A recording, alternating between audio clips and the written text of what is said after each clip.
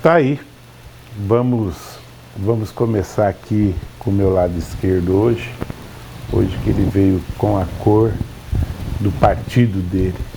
Ramon Cujuí, o que você acha dessa fala do presidente Lula sobre essa mancomunação de juízes com procuradores dos Estados Unidos? Por gentileza, a sua opinião. Muito obrigado, Ramon, pela sua presença no programa News 5.1. Boa noite, Marcão. Eu que agradeço o convite sempre muito generoso que a direção faz para a gente fazer o debate aqui. E eu cumprimento também os colegas de bancada aqui, o Ricardo Frota, o Vanderlei Oriani, o Samuel Costa, nosso companheiro de luta. E cumprimento a você que nos assiste, nos prestigia nessa sexta-feira. Sextou, mais uma semana que se vai, e a gente continua aí na batalha. E aproveitar para desejar um bom fim de semana a todos, a todas e todes aí. Com relação à fala do presidente Lula, está corretíssimo. O presidente Lula ele fala, e eu acho que precisa aumentar, inclusive, ali o escopo da pergunta, porque a Lava Jato ela só não mostrou a corrupção dos diretores da Petrobras, políticos, ela também mostrou a corrupção dentro do sistema judiciário brasileiro. A corrupção de juízes e procuradores. Eu preciso dizer isso. Teve uma corrupção do sistema judiciário. Quando você tem conluio entre aquele que julga e aquele que acusa para produzir provas e para não deixar a outra parte ter acesso a provas, isso se chama corrupção. Se chama corromper o sistema de justiça. E foi isso que a Lava Jato fez. Ela começa num processo legítimo de apuração de denúncias. Você teve roubo na Petrobras e tinha há muitos anos, e feito por servidores, lá por diretores da casa. Paulo Roberto Costa, Renato Duque, não foram indicações políticas, eles eram do quadro da Petrobras há mais de 30 anos. Cenário de carreira. E quadro de carreira da Petrobras, gente concursada, gente que tinha 30 anos de carreira e que há 30 anos ocupava cargo de direção na Petrobras. Então não é um roubo que começa ali, não, naquele governo, absolutamente. Você tinha ali, tinha. O problema da Lava Jato é que ela se transformou de uma operação de combate à corrupção numa operação política, de tentar levar aqueles que comandavam a operação ao governo da República. Você veja que Moro depois tentou ser candidato à presidência. Dallagnol se lançou candidato ali a deputado federal e, graças a Deus, foi cassado. Você teve um desvirtuamento de uma operação de combate à corrupção num instrumento político de destruição de adversários. E isso acabou contaminando completamente a operação. Você tem ali arbítrios cometidos e você tem, principalmente, a destruição da economia brasileira, ou de boa parte dela.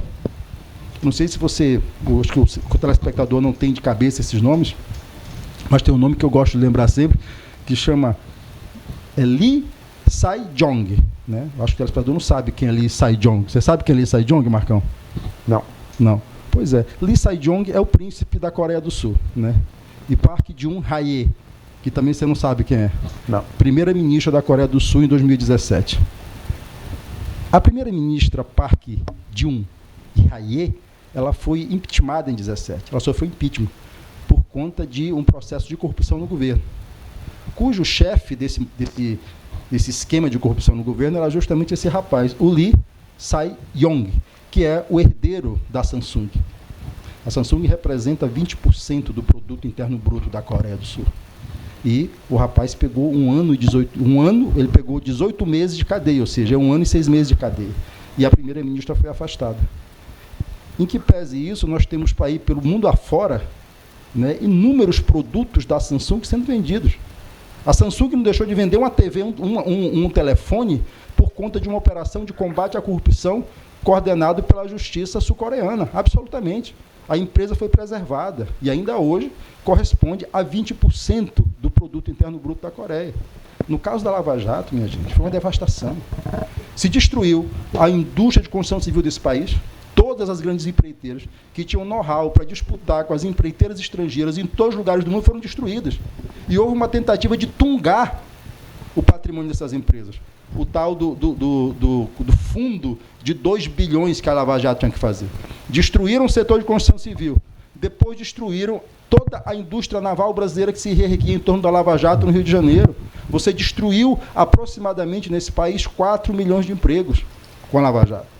Destruiu a indústria do petróleo, porque paralisou tudo. Veja a diferença. Na Coreia do Sul, a Samsung foi preservada. A atividade econômica foi preservada. As empresas se mantiveram atuando na vida econômica do país. No Brasil, não. A Odebrecht até nem existe mais, teve que trocar de nome. A Petrobras foi obrigada, pelos promotores ali, a pagar para o fundo mais 6 bilhões de reais para serem administrados por aquele rapaz que foi caçado aí, o Dallagnol, mão suja. Né? Imagina esse pessoal com 6 bilhões para administrar um fundo. Havia um projeto político que foi colocado acima dos deveres constitucionais dos procuradores federais e do Judiciário Federal naquele momento. O presidente Lula está certíssimo. E a quem beneficiou essa destruição das grandes empresas brasileiras? As concorrentes internacionais. Não é à toa que o Sérgio Moro, né, fazia viagens a cada 2 meses para os Estados Unidos. O presidente Lula hoje, no posto que está, tem acesso e tem mecanismos de acesso a informações que não tinha à época. E quando ele faz uma afirmação dessa, ele a faz com conhecimento de causa. Então vamos colocar as coisas no lugar. A Lava Jato inicia com uma operação de combate à corrupção e se transforma numa operação política de combate a inimigos políticos para alavancar, né, para o comando da República essa gente, uma gente menor. Uma gente que, se não fosse essa operação midiática aí, não teria hoje, não seria senador ou deputado federal. É disso que a gente está falando. Uma pena, porque ela começa caminhando bem e depois ela se perde no ego e nos interesses pessoais daqueles que a comandavam. Obrigado, Ramon. Vanderlei Oriani, prazer enorme recebê-lo, muito obrigado pela sua participação. Você se declara mesmo do Centrão? Com certeza, eu vou agradecer aqui o convite, Marcão, Samuel, Cojuí, Frota. Nós somos do Centrão. Nós somos do Centrão. Olha, eu ainda brincava quando cheguei aqui, eu disse, olha, todo mundo diz que eu sou petista, mas o único petista a receber a visita da Polícia Federal foi eu, aqui em Rondônia. Se eu sou petista, a Polícia Federal, pelo que se diz, só vai na causa de bolsonarista. Então, aí fica a pergunta. Né? Ela não vai na casa de bolsonarista, não. Ela vai na casa de bandido. Puta que pariu, piorou. Chamou agora, de bandido, Vanderlei. Agora piorou. Caramba. Que pariu. Mas, mas voltando aqui ao assunto, né? Essa questão aí do presidente Lula, o Cojuí disse muito bem. Nós tivemos uma destruição dos maiores geradores de emprego, seja ele com diploma ou sem diploma, que é a construção civil. Nós tivemos as maiores empresas dilapidadas do dia para a noite para satisfazer um grupinho de meia dúzia, porque era meia dúzia, não tinha mais do que isso não. Era meia dúzia de amigos e disse, olha, nós vamos fazer isso, que nós vamos chegar ao poder. Chegaram, mas infelizmente queriam muito mais. E nessa ânsia de querer muito mais, nessa ganância, colocaram os pés pelas mãos e um já foi caçado e o outro, eu acredito que até março já volta para casa também, porque está com uns BOzinhos meio complicados lá no Paraná. Então isso eles montaram, fizeram todo esse teatro, porque até que se prove ao contrário, a própria justiça cancelou o que eles haviam, né, julgado procedente. Agora é improcedente. Se é ou não é verdade, a justiça é quem diz que foi realmente montado todo um esquema para chegar ao poder. E para chegar ao poder eles fizeram coisas que não era muito, né, do métier da justiça. Eles ultrapassaram os limites da lei. Então isso, ô Marcão, deixou muito pai de família que estava trabalhando há mais de 20 anos em empresas com as portas fechadas no dia seguinte, por determinação de meia dúzia de pessoas. Quando o Cojuí fala 4 mil, o Cojuí eu vou mais longe. Muito mais, muito mais. Só nessa que paralisou em 2015, que vai reiniciar agora, tinha esse número que você falou. Aí você pega pelo Brasil inteiro, são 10 mega empresas da construção civil, quantos e quantos funcionários não tinham, que do dia para a noite foram mandados para casa sem saber o que fazer. E essas pessoas, muitos deles, não tiveram o acompanhamento psicológico, porque a pessoa fica perturbada. Você está 30 anos trabalhando, de repente vem uma determinação de um grupinho e você passa a não pertencer mais àquela empresa está impossibilitada de fazer obra, de gerar emprego. Não só aqui, nos países vizinhos também elas trabalhavam.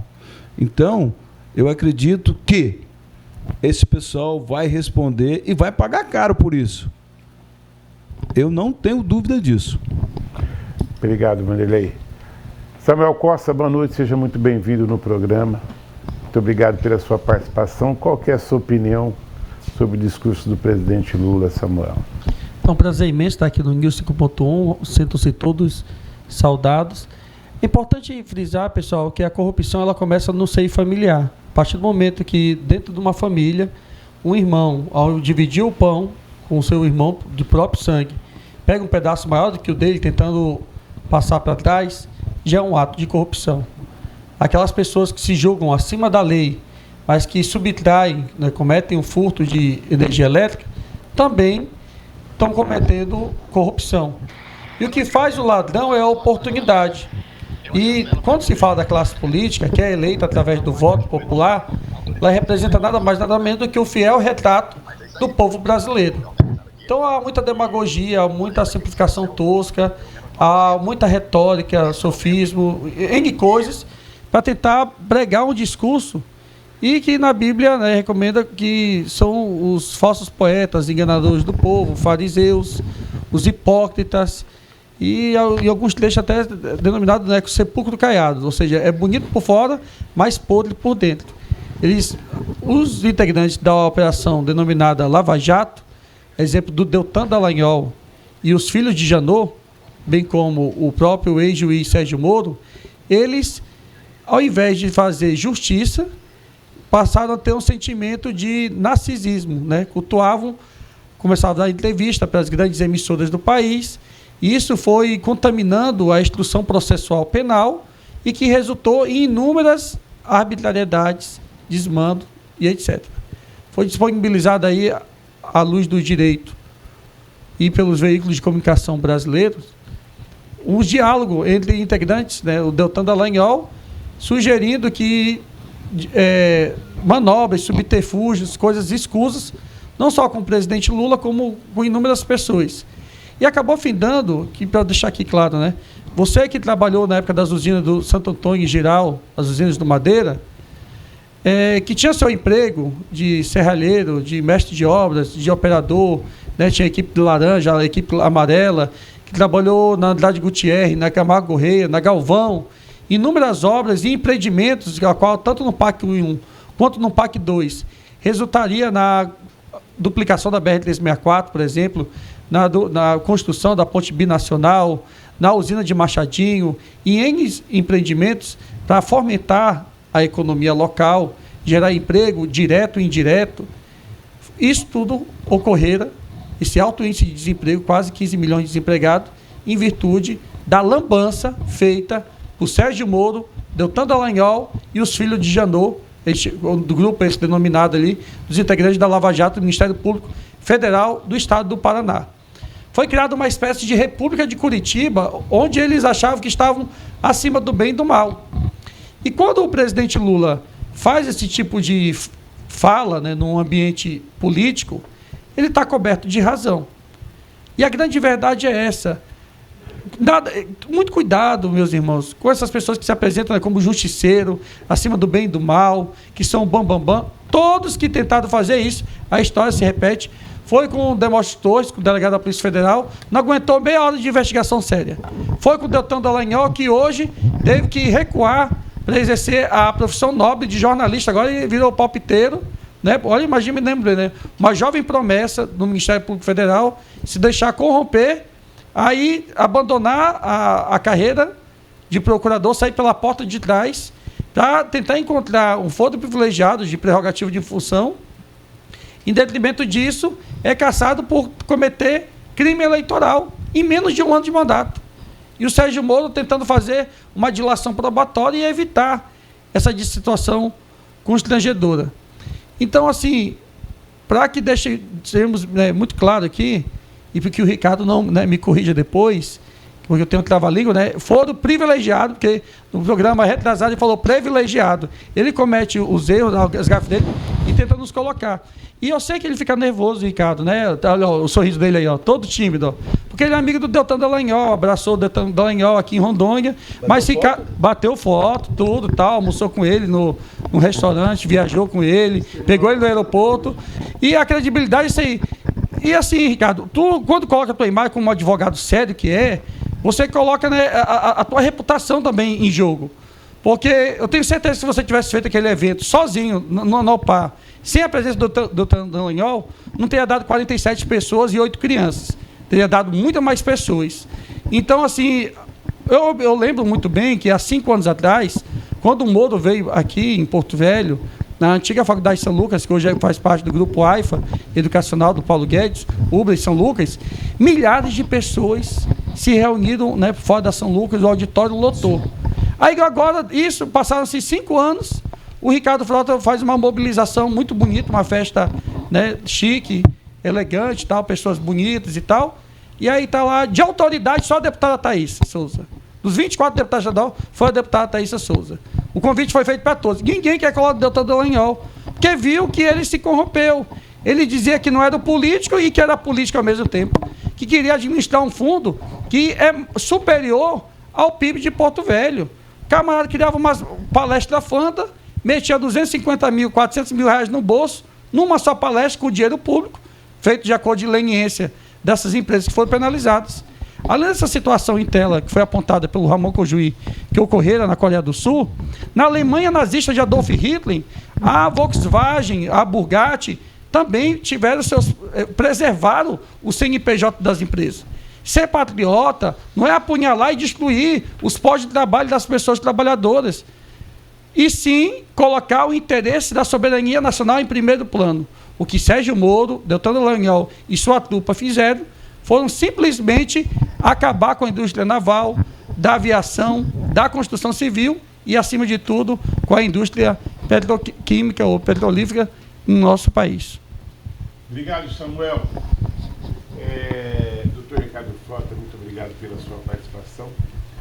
E a cada bloco nós precisamos lembrar que o Samuel deve R$1.000, né?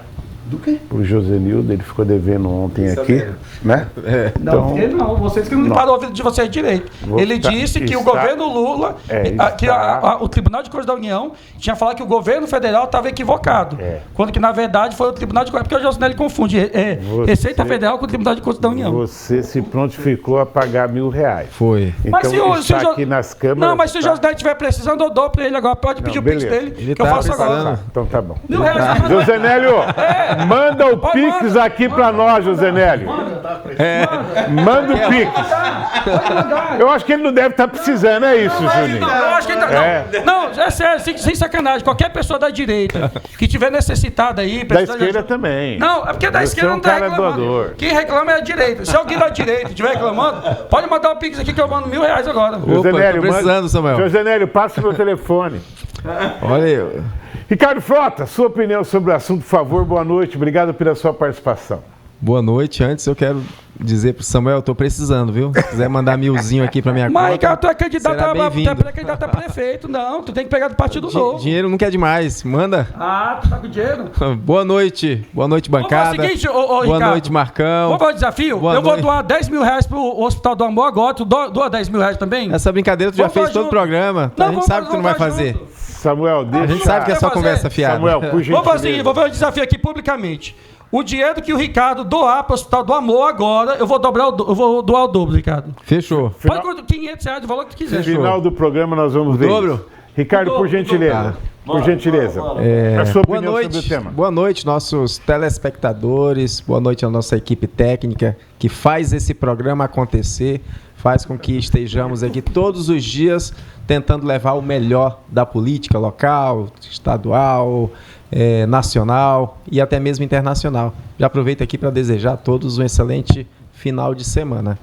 E antes, não poderia deixar aqui de agradecer e parabenizar um grande admirador que eu tenho, que foi mencionado aqui várias vezes, que é o Deltan Dallagnol, embaixador do meu partido, Partido Novo, grande combatente, uma grande liderança e que tem nos orgulhado em todos os lugares que ele anda nesse Brasil. E anda livremente, anda sem segurança, anda sem ser criticado. É um cara que esteve aqui em Rondônia num evento partidário, teve mais de 250, 300 pessoas. O Samuel quer reduzir, né? Acho que só tinha uma família lá e criança, né? Mas na visão do Moisés, na visão do Samuel, não foi. Mas enfim, a esquerda nunca vai se agradar de nada que a direita faça. Agora, a gente tem que ter clareza, porque o Deltan Dallagnol não praticou crime eleitoral. Não foi isso que ocasionou a cassação do seu mandato. O que ocasionou foi que eles entenderam que tinha algumas reclamações contra o Deltan Dallagnol, e essas reclamações, talvez, eles trabalharam com conjectura, com ilação, com suposição. Talvez, se ele permanecesse como procurador, talvez poderia virar um PAD, um processo administrativo disciplinar. Pronto. Aí, em cima do talvez, vamos te caçar, porque vai que isso... detalhe, essas reclamações foram feitas por pessoas da esquerda, como o Partido dos Trabalhadores e próprias pessoas ligadas ao PT, como a Gleice Hoffmann. Isso. Então, veja bem, foi muito tendencioso. Isso não é crime. Agora, a resposta melhor de tudo isso é da população. Deltan Dallagnol foi o mais votado do Paraná. Acabou. Será que eles estavam contra também a atuação dele? Será que a população brasileira estavam contra o Moro quando elegeu senador da República com uma votação muito expressiva? Ou seja, tem um grupinho pequenininho aqui da esquerda que critica, que acha que o que eles fizeram foi as coisas mais absurdas do mundo, do planeta, porque eles tentam colocar isso para você, mas na verdade a gente sabe que isso não existiu.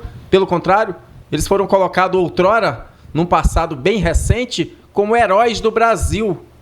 O Moro era ovacionado em todos os lugares. O cara conseguiu recuperar bilhões que tinham sido desviados através de propina, licitações fraudulentas para favorecer algumas empresas, e eles atuaram de forma séria para recuperar dinheiro seu. Você que paga todos esses rombos, esses prejuízos, sai do seu bolso. Quando você vê que no mercado não consegue mais fazer compra com 100, com 500 reais, é porque você está pagando a compra da corrupção entranhada, enraizada no grupo da esquerda, em especial do PT. Então é isso. Uma fala bem apertada, uma síntese, é exatamente isso. Quem paga a conta da corrupção são vocês. E o que o Moro e Deltan Dallagnol fez foi isso. Vamos acabar com isso. Vamos acabar com a corrupção. Mas respingou na questão do trabalhador? Sim, o trabalhador estava trabalhando para uma empresa corrupta. Uma empresa que participava de esquema de corrupção. Então, obviamente, iria respingar nele. Se a empresa não é uma empresa séria, infelizmente, as pessoas que estão prestando serviço para essa empresa também vai respingar. É assim que funciona. Então, foi isso. A Lava Jato, ela veio moralizar. Aliás, a repercussão da Lava Jato não se deu apenas internamente. Foi no mundo inteiro. Mundo inteiro. Várias empresas, as empresas que faziam parte de corrupção, respingou em vários países que tinha também negócios aqui no Brasil. Então essa é a verdade. Não adianta a gente mascarar e tentar colocar hoje em xeque, porque hoje quem detém o poder é a esquerda, e para o projeto de poder deles, eles precisam tirar essa mancha. Eles precisam tentar passar para a população que a Lava Jato foi a pior esquema de corrupção. Não houve desvio de R$1, ninguém roubou dinheiro, mas eles estão sendo colocados como os algozes da democracia, porque o Moro conversava com o Deltan Dallagnol. Olha, se eles conversavam, então está tudo errado. Mas o dinheiro devolvido, bilhões e bilhões e bilhões, isso não existia, é um dinheiro fictício. Deveria ser foto que colocaram lá da internet para fazer de conta que era dinheiro. Não, era dinheiro real. Era dinheiro que foi recuperado de esquema de corrupção. Então, a verdade é essa. Se você tem curiosidade de entender a história, procure entender o que foi a Lava Jato para o nosso país. Veio moralizar. E as figuras que representam hoje esse escândalo, que bateram de frente contra o sistema, que foram eleitos pelo povo democraticamente, pelo voto da população que os representava, que eles representavam, hoje eles estão sendo perseguidos. Um já foi cassado, volto a dizer, injustamente sob a ótica de qualquer pessoa ligada ao mundo jurídico, pessoas que conhecem a Constituição Federal. Todos os juristas mais sérios desse país falaram: Deltan Dallagnol foi vítima de uma perseguição política. E o Moro vai ser novamente, porque os dois foram os algozes, os verdadeiros algozes do Lula.